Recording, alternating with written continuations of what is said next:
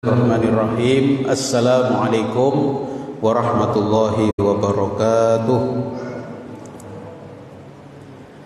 Ibu-ibu, bapak-bapak dan saudara-saudaraku sekalian yang baik yang dimuliakan Allah, mari kita mulai pengajian kita malam hari ini dengan bersama-sama membaca basmalah.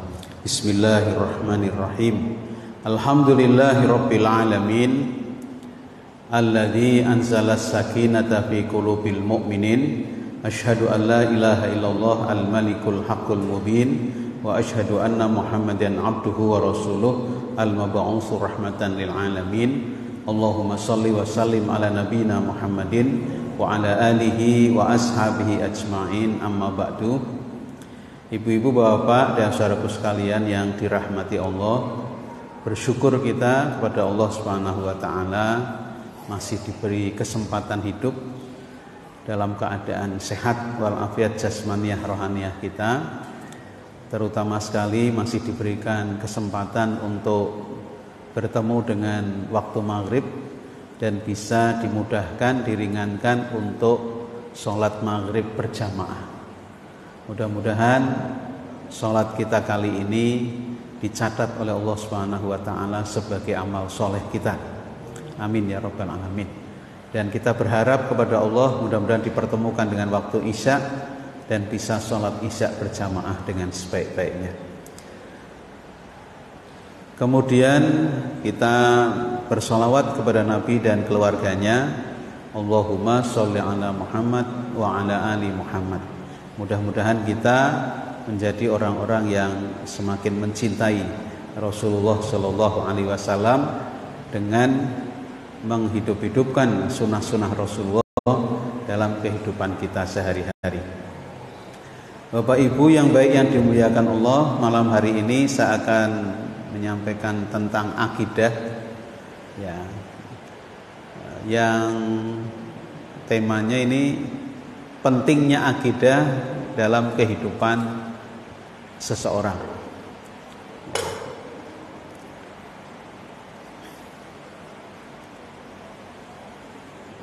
Ini saya awali dari yang paling dasar ya.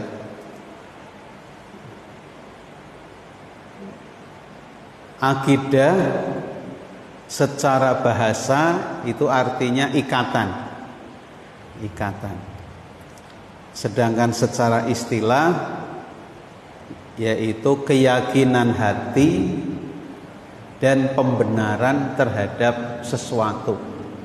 Keyakinan hati dan pembenaran terhadap sesuatu.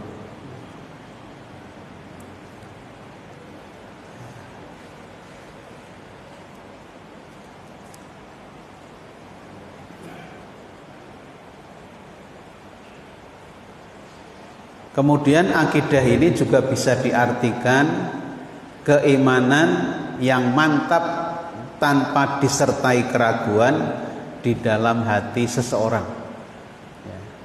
Keimanan yang mantap tanpa ragu di dalam hati seseorang.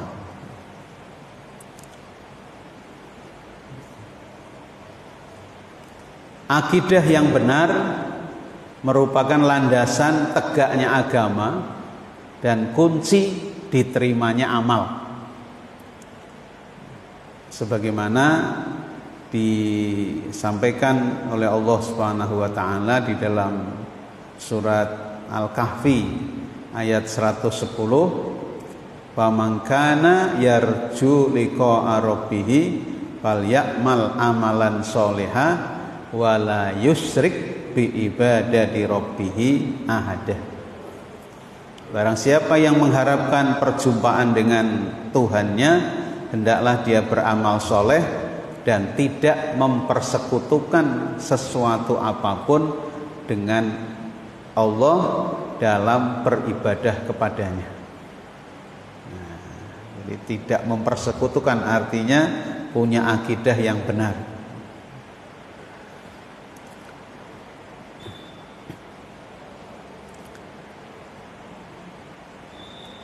Kemudian Allah juga berfirman di dalam surat Az-Zumar ayat 65, walaqad uhiya ilaika wa ilal ladzina min qablika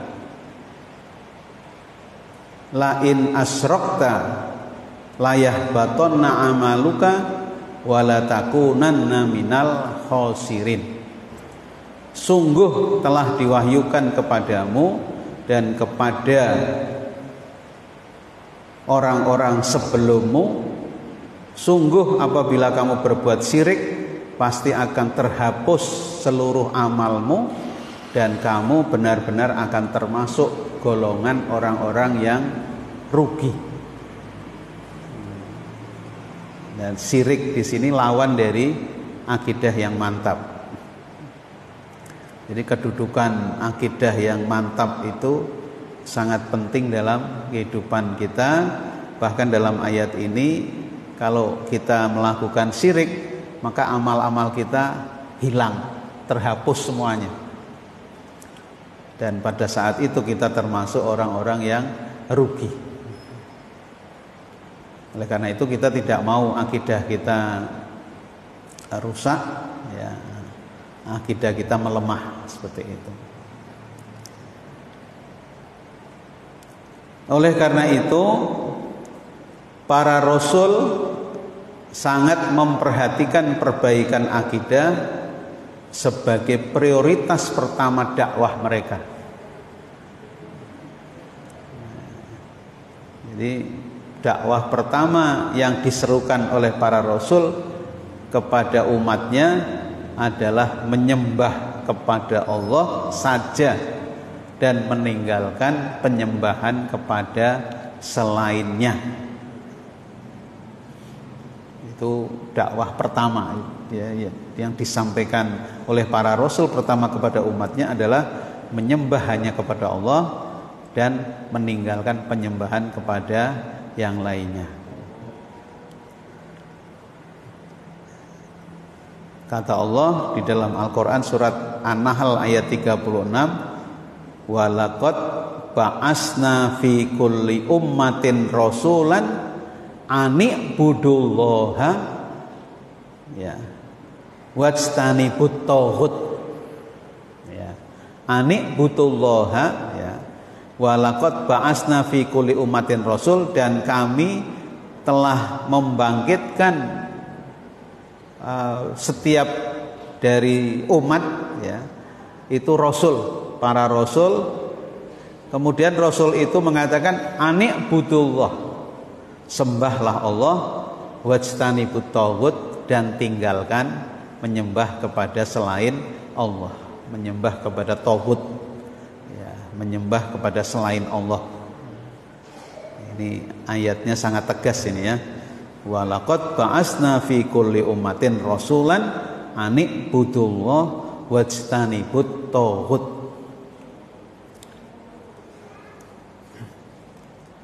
Nah, pemahaman taghut ini sangat luas ya. Kalau zaman Rasulullah berhala ya, menyembah berhala ya. Nah, kalau sekarang berhala sudah ya tidak ada, yang hampir tidak ada. Berhalanya dalam bentuk yang lain ya, dalam bentuk yang lain. Bisa kuburan, bisa batu besar, bisa gunung besar gitu. Bisa pekerjaan macam-macam ya, bisa harta gitu. Orang mencari harta sampai melupakan Allah dengan cara apapun, yang penting dapat harta, itu termasuk menyembah selain Allah gitu. Ya.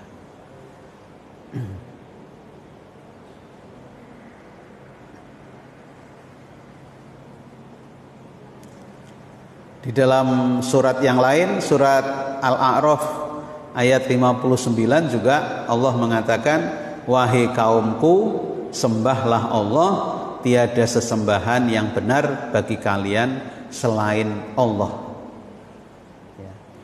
Inilah seruan yang diucapkan oleh Nabi Nuh, Nabi Hud, Nabi Soleh, Nabi Shu'aib, dan seluruh nabi-nabi kepada kaum mereka. Jadi semua nabi itu membawa Islam ya, sama ajarannya gitu, membawa Islam. Ya, Nabi Muhammad itu kemudian disempurnakan.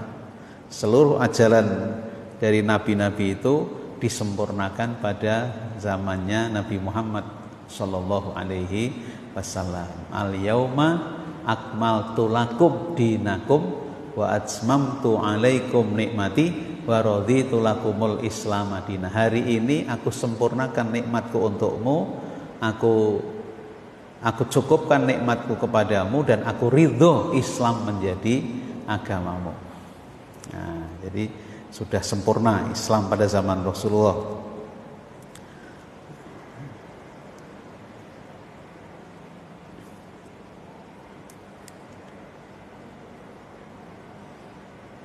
Kalau kita membaca sejarah, maka Nabi SAW menetap di Mekah ya, sesudah beliau diutus sebagai Rasul itu selama 13 tahun ya, 13 tahun itu kalau dilihat dari sejarah itu 12 tahun hanya menyampaikan tauhid, 12 tahun atau 11 tahun, 11 tahun.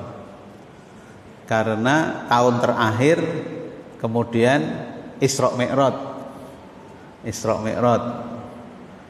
Nah, hasil dari Isra Mi'raj diperintahkan untuk sholat. Jadi sebelum Isra Mi'raj itu Rasulullah hanya menyampaikan tauhid saja, akidah saja, iman, nggak menyampaikan yang lain. Jadi lama sekali. 12 tahun Rasulullah menyampaikan Islam itu 23 tahun kalau dibulatkan, karena diangkat menjadi Rasul umur 40, meninggal dunia umur 63, jadi hanya 23 tahun. 23 tahun di Mekah 13 tahun, itu 12 tahun menyampaikan akidah. Saat tahun terakhir mau hijrah itu kemudian di Isra Mi'raj. Jadi praktis di Mekah itu hanya akidah, kemudian tahun terakhir sholat, menyampaikan, mengajak sholat. Jadi 12 tahun mengajak akidahnya biar kuat, biar mantap gitu. Nah, oleh karena itu ini akidah ini menjadi sangat penting sekali ya. Nah, para dai, para ustadz itu yang menyerukan kebaikan menempuh jalan yang sama sebagaimana para nabi dan rasul dari zaman ke zaman. Mereka ya, para dai, para mubalik itu selalu menyampaikan dakwah dengan ajaran tauhid dan perbaikan akidah. Kemudian sesudah itu mereka menyampaikan berbagai permasalahan agama yang lainnya. Jadi memang diutamakan akidah. Para mubalik, para dai itu di dalam dakwahnya menyampaikan akidah dulu, pondasinya ini, baru nanti persoalan-persoalan keagamaan yang lain.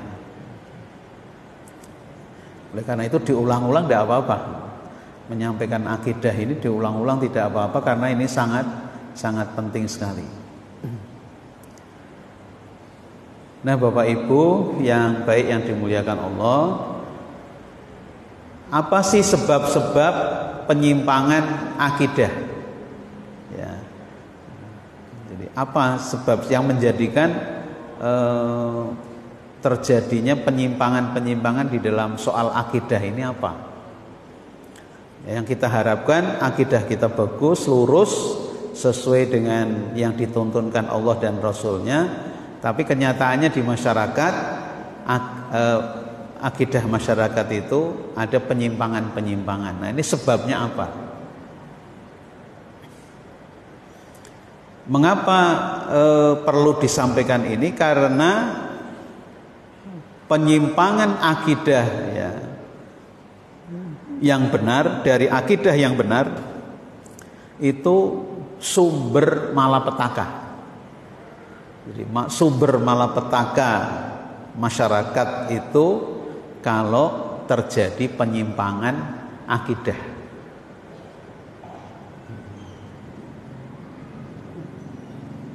Jadi kalau seseorang itu akidahnya sudah melenceng, sudah tidak benar, maka sangat rawan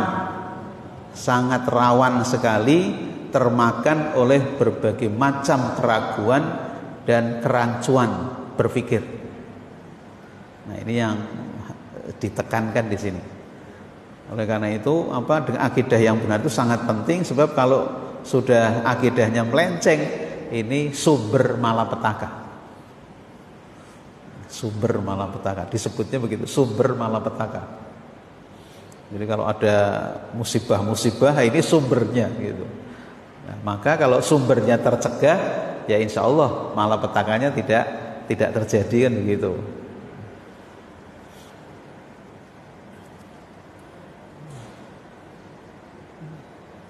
Nah, maka kalau sebuah masyarakat tidak dibangun di atas fondasi akidah yang benar, sangat rawan terbius berbagai kotoran pemikiran materialisme.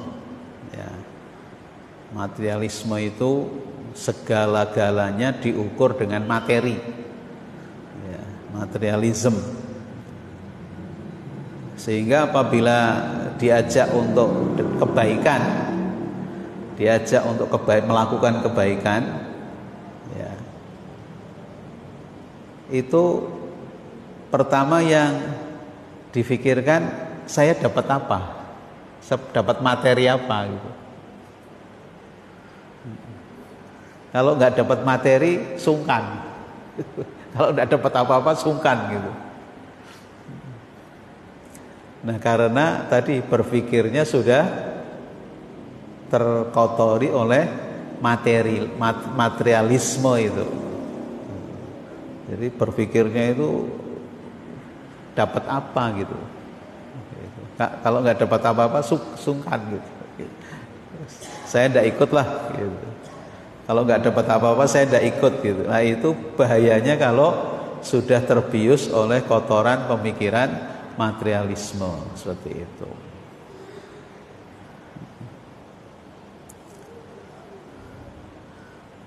Oleh karena itu ada beberapa pesantren ya yang pesantren itu tidak pernah memberi hadiah gitu. Muridnya yang ranking 1, ranking 2 itu tidak diberi hadiah gitu. Kalau di sekolah-sekolah lain sementara ada yang ranking 1 kasih hadiah gitu ya, ranking 2 kasih hadiah gitu. Tapi ada beberapa pesantren yang tidak ngasih hadiah. Lah saya termasuk yang ada di situ, terus tanya, kenapa kok di pesantren sini tidak pernah ada santrinya dapat hadiah gitu. Nah, ternyata takut kalau belajarnya itu dalam rangka mendapatkan hadiah. Ada ketakutan seperti itu. Ketakutan kalau dia belajar sungguh-sungguh itu biar dapat hadiah. Maka bukan karena Allah lagi, dia belajarnya karena hadiah gitu. Nah, itu bahaya itu seperti itu. Itu pesantren itu mengatakan begitu. Ya. Tapi sebenarnya sekolah-sekolah atau pesantren-pesantren yang memberikan hadiah juga sudah dipagari dulu ya. Sudah dipagari dulu bahwa segala sesuatu niatnya harus karena Allah. Adapun dapat hadiah, tidak dapat hadiah itu nomor sekian gitu, tidak penting lah. Dapat hadiah ya alhamdulillah, tidak dapat ya alhamdulillah seperti itu. Jadi sudah diberikan pemahaman bahwa janganlah mencari ilmu kita di dalam belajar dalam rangka mendapatkan hadiah. Itu.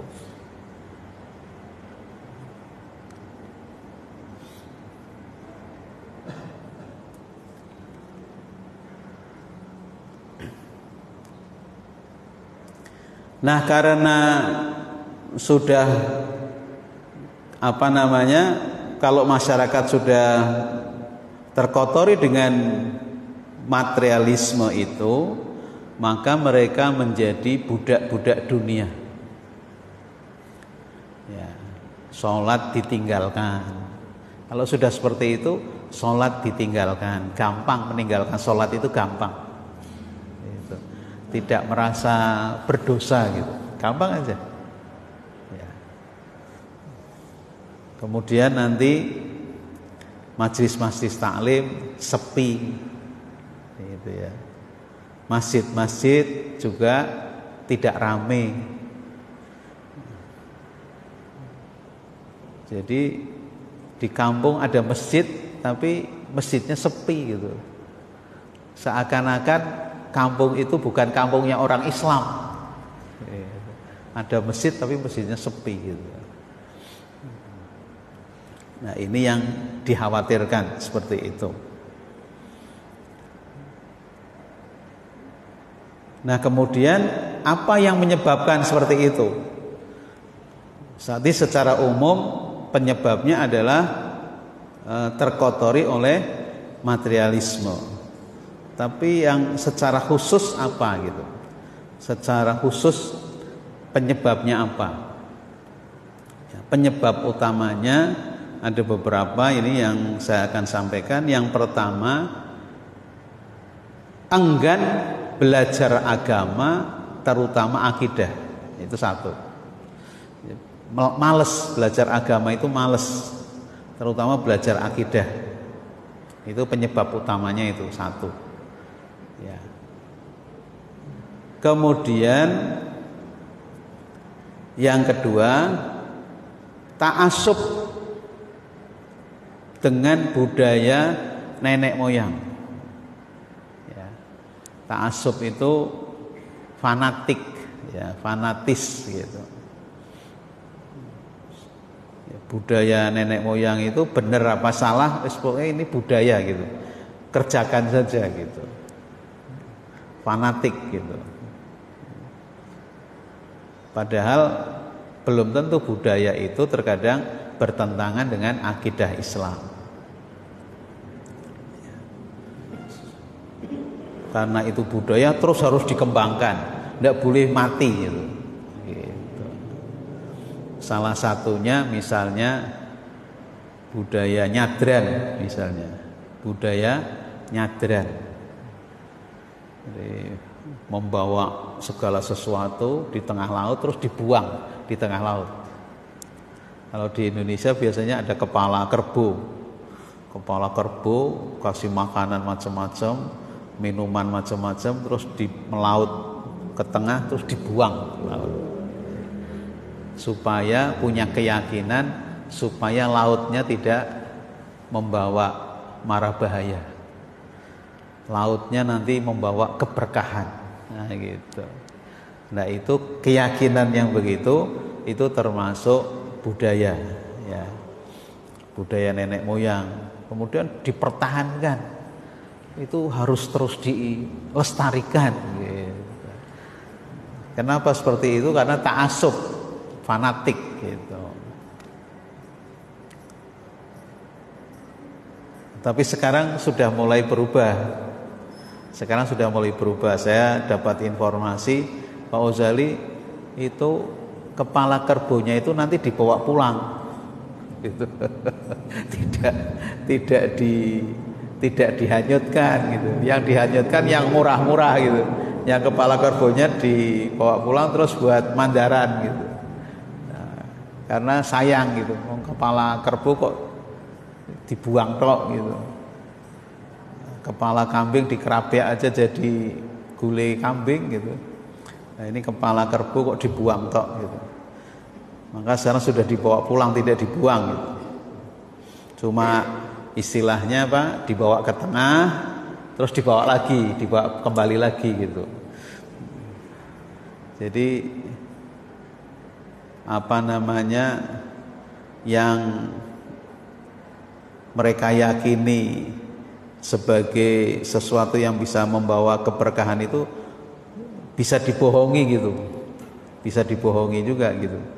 Dibawa ke sana tapi dibawa balik lagi gitu.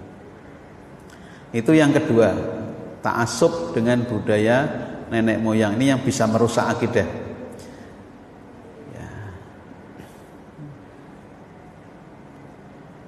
Di dalam surat Al-Baqarah 170 ya, disampaikan oleh Allah, ikutilah wahyu yang diturunkan Tuhan kepada kalian. Tapi mereka justru mengatakan tidak, tetapi kami tetap akan mengikuti apa yang kami dapatkan dari nenek-nenek moyang kami. Allah katakan, apakah mereka akan tetap mengikutinya meskipun nenek moyang mereka tidak memiliki pemahaman sedikit pun dalam dan juga tidak mendapatkan hidayah. Jadi di dalam Al-Quran sudah disindir.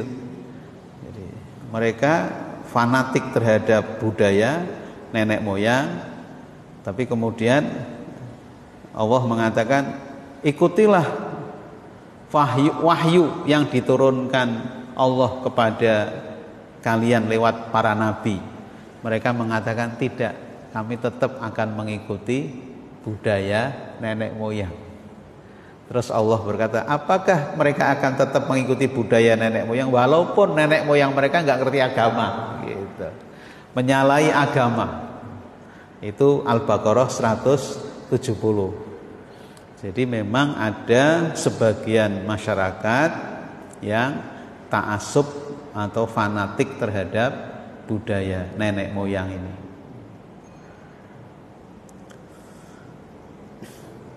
Kemudian yang ketiga, penyebab menyimpangnya akidah adalah taklid buta. Taklid buta, mengikuti sesuatu tanpa landasan dalil, ya, tanpa mengetahui dalilnya. Hal seperti ini terjadi dengan mengambil pendapat-pendapat orang dalam permasalahan akidah tanpa mengetahui landasan dalil dan kebenarannya. Inilah yang menimpa sekian banyak kelompok-kelompok, ya, seperti kaum Jahmiyah, Mu'tazilah dan lain sebagainya. Mereka mengikuti saja perkataan tokoh-tokoh sebelum mereka, padahal mereka itu sesat. Maka mereka juga ikut-ikutan menjadi tersesat, jauh dari pemahaman akidah yang benar. Nah itu yang ketiga, taklid buta. Maka Bapak Ibu selalu diajarkan oleh para mubaligh, oleh para dai, kaitannya dengan pemahaman agama itu, ini dalil Qur'annya, ini dalil hadisnya, nah, seperti itu. Kalau misalnya nanti ada perbedaan, tapi kemudian itu terjadi juga di zaman Rasulullah, ya monggo pilih yang mana yang mau dipakai, karena semuanya di zaman Rasulullah itu terjadi. Misalnya Rasulullah di Madinah itu kalau sholat id di lapangan, tidak pernah Rasulullah di Madinah sholat id itu di masjid, tidak pernah. Tapi orang-orang Mekah, orang-orang Islam Mekah, kalau sholat id di Masjidil Haram, gitu. Rasulullah yang di Madinah ya tahu juga, gitu kan. Tapi Rasulullah juga tidak melarang, gitu. Makanya kemudian terjadi sekarang dua, ada yang sholat id di lapangan, ada sholat id di masjid, gitu. Tapi Rasulullah pribadi di Madinah tidak pernah sholat Idul Fitri, Idul Adha itu di masjid, tidak pernah. Tapi orang-orang Islam yang di Mekah, yang ya kan Islam tetap berkembang juga di Mekah kan, walaupun Rasulullahnya di Madinah kan, Mekah tetap Masjidil Haramnya tetap ada. Nah itu Ka'bahnya juga di Mekah. Itu kalau sholat id di masjid, di Masjidil Haram itu. Saya pernah belajar kenapa, alasannya apa? Karena alasannya waktu itu di Mekah itu cari lapangan itu susah. Cari lapangan yang luas itu susah. Yang paling luas ya masjid itu, Masjidil Haram itu, yang bisa menampung sekian banyak orang. Sementara kalau di Madinah cari lapangan itu gampang, seperti itu. Nah itu sementara ada alasannya seperti itu. Jadi waktu itu ya, waktu zaman Nabi itu di Mekah itu cari lapangan itu susah, yang bisa menampung sekian banyak orang. Itu makanya kemudian satu-satunya tanah istilahnya tanah yang bisa untuk menampung banyak orang ya Masjidil Haram itu. Gitu. Maka mereka melaksanakan sholat Idul Adha Idul Fitrinya di masjid. Itu mengapa terjadi perbedaan seperti itu. Nah itu kalau diruntut ada juga sejarahnya seperti itu. Dan perbedaan-perbedaan yang lain, tapi yang penting kita ngerti dalilnya gitu. Ngerti dalilnya, ini dalilnya ini, dalilnya ini. Jangan mengatakan, oh ini kata Pak Ghazali begini, oh ini kata Pak ini begini, ini kata Pak ini begini. Bukan begitu. Bukan ustadznya tapi dalilnya mana? Nah gitu. Dalilnya apa? Dalil Qur'annya mana? Dalil hadisnya mana? Kalau ada, jangan setuju, ikuti, insya Allah benar. Nah, gitu. Kok ada perbedaan tapi dasarnya hadis semua, ya monggo panjenengan mau milih yang mana gitu. Kalau sudah milih, jangan menyalahkan yang lain. Itu tata kromonya begitu. Kalau sudah milih yang ini, jangan menyalahkan yang berbeda dengan kita. Tapi yang penting tahu dalilnya, itu seperti itu. Itu utamanya kaitannya dengan akidah dan ibadah mahdhah ya. Kalau akhlak dan muamalah itu masih banyak toleransi ya. Kemudian yang keempat, penyebab penyimpangan akidah berlebih-lebihan di dalam menghormati para wali dan orang-orang soleh. Ini penyebab penyimpangan. Berlebih-lebihan di dalam menghormati para wali dan orang-orang soleh. Mereka mengangkatnya melebihi kedudukannya sebagai manusia. Hal ini benar-benar terjadi hingga ada di antara mereka yang meyakini bahwa tokoh yang dikaguminya bisa mengetahui perkara gaib. Padahal ilmu gaib hanya Allah yang mengetahuinya. Ada juga di antara mereka yang berkeyakinan bahwa wali yang sudah mati bisa mendatangkan manfaat, melancarkan rezeki, dan bisa juga menolak balak dan musibah. Jadilah kubur-kubur wali rame dikunjungi orang-orang yang meminta-minta berbagai hajat mereka.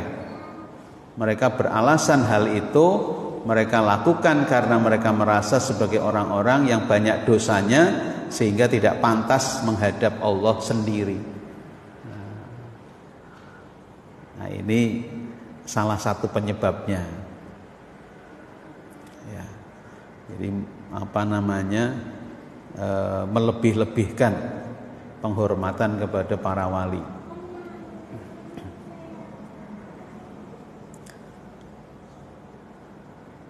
Mereka menjadikan wali-wali yang sudah meninggal itu sebagai perantara. Jadi Pak Ndongo dhewe merasa dosanya banyak, itu doanya tidak diterima. Maka kalau berdoa lewat wali dulu. Wah, walinya sudah meninggal, maka didatangi kuburannya terus berdoa di atas itu, menyampaikan, tolong sampaikan doa saya kepada Allah Subhanahu wa ta'ala. Jadikan nama tawasul ya, perantara. Padahal perbuatan semacam ini jelas-jelas dilarang oleh Rasulullah Shallallahu Alaihi Wasallam. Beliau pernah mengatakan Allah melaknat kaum Yahudi dan Nasrani karena mereka menjadikan kubur-kubur nabi mereka sebagai tempat ibadah. Hadisnya Bukhari. Ya. Jadi orang Yahudi, orang Nasrani itu menjadikan kubur-kubur mereka sebagai tempat ibadah. Nah, kita orang Islam ada yang meniru seperti itu. Ya. Kemudian yang kelima, lalai dari merenungkan ayat-ayat Allah, baik ayat-ayat yang kauniyah maupun ayat-ayat yang Qur'aniyah. Hal ini terjadi karena terlalu mengagumi perkembangan kebudayaan materialistik yang digembar-gemborkan orang barat, sampai-sampai masyarakat mengira bahwa kemajuan itu diukur dengan sejauh mana kita bisa meniru gaya hidup mereka. Mereka menyangka kecanggihan dan kekayaan materi adalah ukuran kehebatan, sampai-sampai mereka terheran-heran atas kecerdasan mereka. Nah, ini terbuai dengan kemajuan. Ya. Padahal yang dimaksud kemajuan di suatu negara, misalnya di Barat itu kalau kita tahu ya miris juga. Misalnya kemajuan di negara-negara misalnya Barat, Amerika misalnya begitu, itu mereka membolehkan menikah sesama jenis, laki-laki dengan perempuan menikah, laki-laki dengan laki-laki menikah, perempuan dengan perempuan menikah, berkeluarga. Itu katanya maju itu, kalau gitu maju gitu. Nah, yang lucu, perempuan dengan perempuan menikah pingin punya anak gitu. Ya tidak bisa gitu. Tapi kemudian karena mereka punya duit, mereka beli sperma. Mereka beli sperma orang lain, kemudian lewat bayi tabung.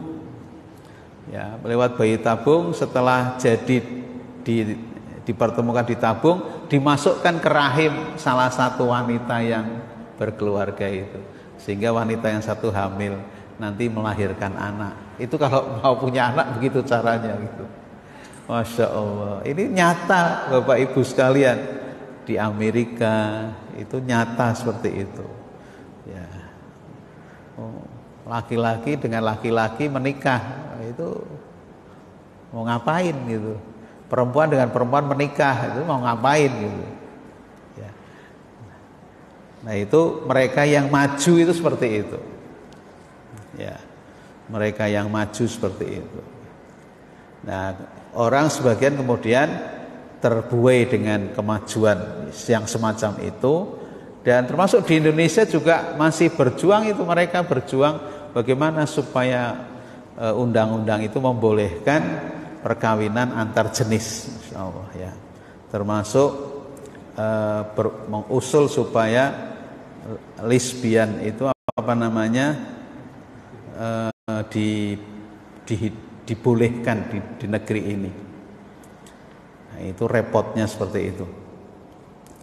Kemudian yang keenam, ini kebanyakan media informasi atau media massa dan penyiaran melalaikan tugas penting yang mereka emban.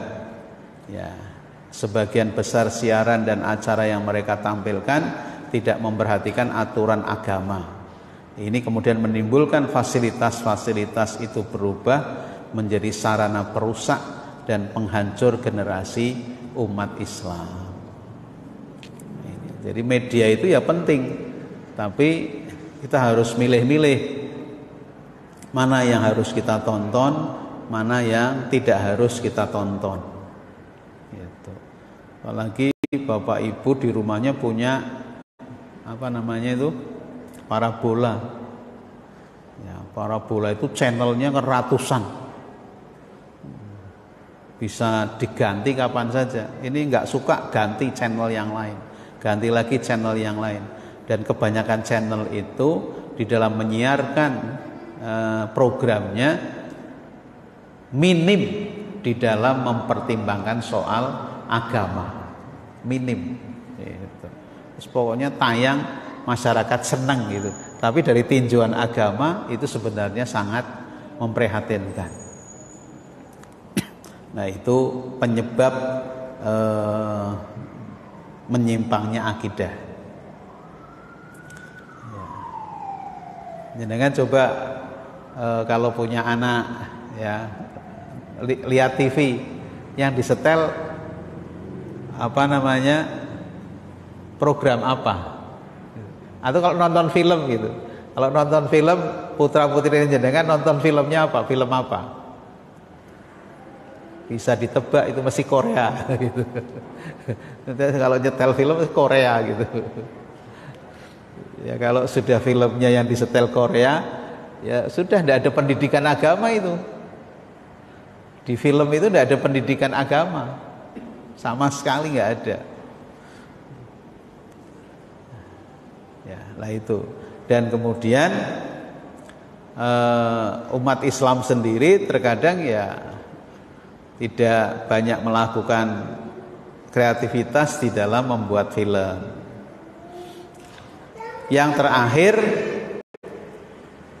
penyebab penyimpangan akidah, kebanyakan rumah tangga telah kehilangan bimbingan agama yang benar. Nah ini, jadi bapak ibu, suami istri itu bertanggung jawab penuh tentang pendidikan agama anak-anak. Nah, tapi tidak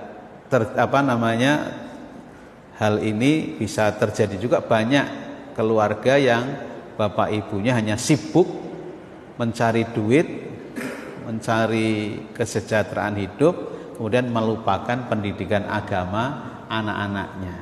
Anak-anaknya dibiarkan saja, tidak dididik dengan keagamaan yang baik. Nah, ini diantaranya penyimpangan akidah yang terjadi di masyarakat. Saya kira itu Bapak Ibu yang bisa saya sampaikan malam hari ini, ya. Tentang pentingnya akidah pada seseorang, ya, ditinjau dari penyimpangan akidah. Nah, mudah-mudahan kita semua yang hadir saat ini memahami dan kemudian akidah kita menjadi akidah yang sahih, yang benar, mantap. Nah, gitu. Saya kira itu. Terima kasih atas perhatiannya. Mohon maaf atas segala kekurangannya. Mari kita tutup dengan alhamdulillahirabbil alamin. Subhanakallahumma wa bihamdika asyhadu an la ilaha illa anta astaghfiruka wa atubu ilaik. Wassalamualaikum warahmatullahi wabarakatuh.